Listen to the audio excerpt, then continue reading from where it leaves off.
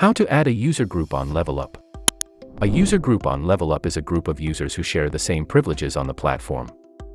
By default, you have user groups which includes admin, trainer, learner. Let us find out how you can add a user group on Levelup.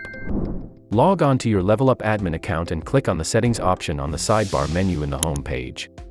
Choose the User Group option. You will be redirected to the User Group page, where you will find the list of groups already created for your Levelup environment. If you want to add a new user group, click on Create New. You will be redirected to the Add User Group page. Here, you will need to add a few details. Enter the name of the group. Use the toggle switch to keep the group active or inactive. You can also choose the permission group which they will belong to.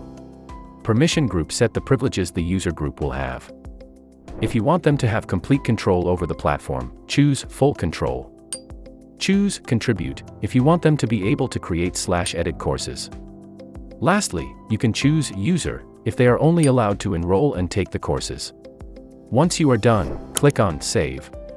You will get a pop-up confirming the user group has been created.